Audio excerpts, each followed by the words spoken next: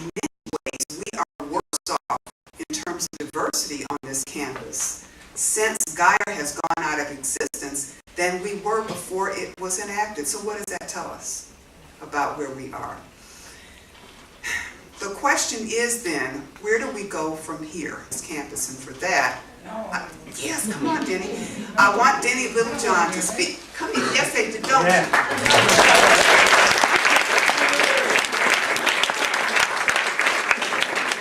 The reason why I think it's so important to bring Denny forward, Denny was here when I got here, and Denny had been fighting this battle since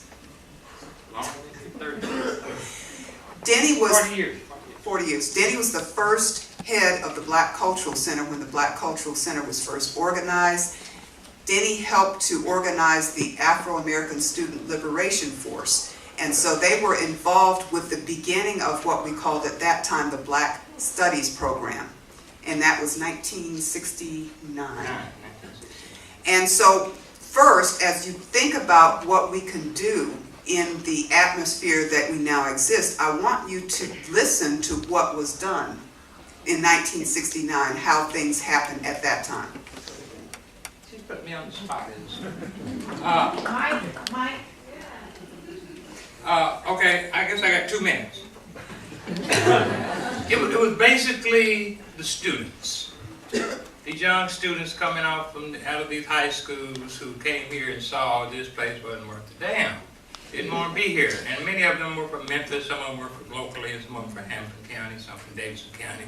Very, very few from real rural places except for Brownsville, Tennessee. We had some international students from southern part of Africa and East Africa. We also formed the African Student Association with Solomon Olebe, who had just been run out of Uganda. And we formed a Nigerian Student Association, and we had a partnership with the student government at Knoxville College, and we had some friends in the community, and we were determined to bring some consciousness to a campus back then that's not much different than it is now. Okay? I don't know what Cynthia wants me to talk about, but the main thing we knew, we had to organize, because problems were going to come up. And that would include students in a classroom where they just were made to feel inferior by any kind of way of just remembering that person's name and repeating it or not remembering them at all. I don't remember you in my class, that sort of thing. And you be the only one in there, well, you're not likely to be forgotten. The administration, I can recall those of you who are Greeks, we had the a sorority and a fraternity. The fellows that just retired, when they came and wanted the others. I think there's 4 fraternities, black fraternities, and 4 black sororities. They said, well, why would they want another one? We already got one on campus. That was the mentality. You either going to be an AKA or you were going to be a Q, because those were the 2 original ones. Couldn't be anything else. So it's always been a struggle here. Probably always will be. Basically because the institution was founded on racism. Remember, 1794 when this university was founded. It wasn't until 1960, 61, that they even admitted that we could go here as undergraduate students. That's a lot of racist years, okay? And so that mentality still exists here. And back in the day, the way we fought it was first, do your homework, get your research, get your data. If the problem with the student services, don't take it to the academic dean, take it to the dean of student services. So we had to learn the culture of whom to take what to. And when you take it with an uncompromising attitude. And you know the art of politics is compromising, but you got to go in with an uncompromising attitude. This is the way it's going to be. When we went to the Board of Trustees and they arrested our students because we had found $5.2 million invested in companies doing business in South Africa. And some of you probably remember apartheid. Most of you are probably too young to remember what a vicious system that was. And the Board of Trustees said to our students that you should be quiet because that money is what's keeping you in school here. We don't want the blood of South Africa on our hand with the students. They simply took over the Board of Trustees meeting, and 8 students arrested later the board went back into session and completed their meeting. You have to be very brave and challenge the system, but you got to know when to do it. Anyway, we got the companies that the university had investment in. We got the university to divest, finally. And of course, the apartheid, part of the fall of apartheid was the companies around the world divesting in that system. So we felt like we played a part in that. And of course, we played a part in the liberation of Zimbabwe. One thing you got to be is what the university is trying to teach us, is this international mind. You really got to think globally on solving problems at home. And that's because we're not the only ones that suffer. When we had, and I'm going to say this and I'm going to shut up because I could talk forever.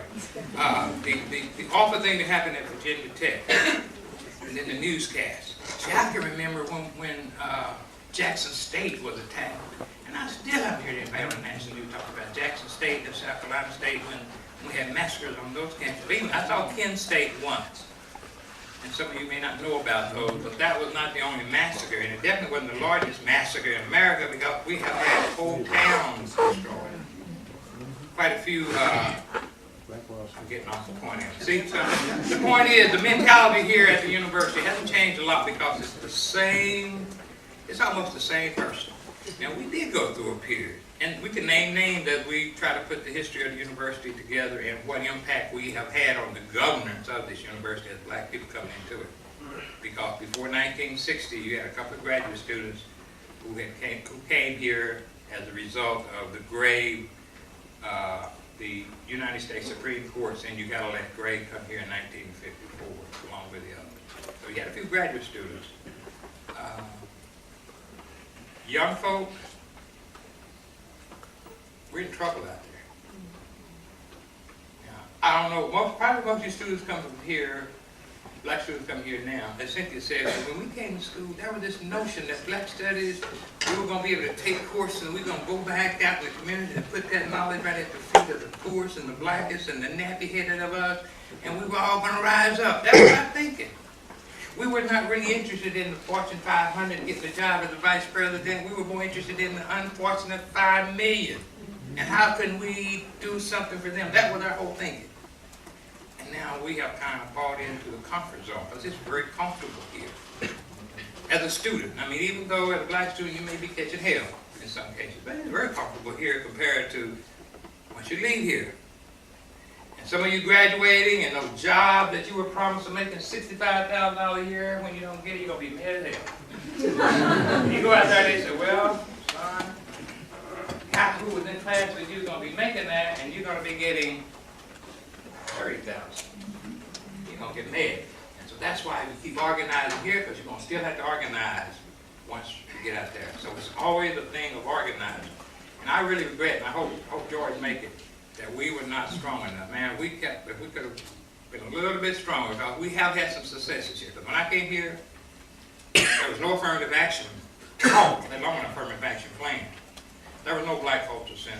There was no Black Faculty and Staff Association. There was no, well, there was the BSU, Black Student Union, which changed its name to the Afro-American Student Liberation Force for a couple of reasons. One is the BSU was also the Baptist Student Union, which was our good friend, and probably still are. We probably still use the Baptist Student Union. That's where they used to let us meet. In fact, the guy who ran the Baptist Student Union, John Hall, spoke Swahili, so guess what we did?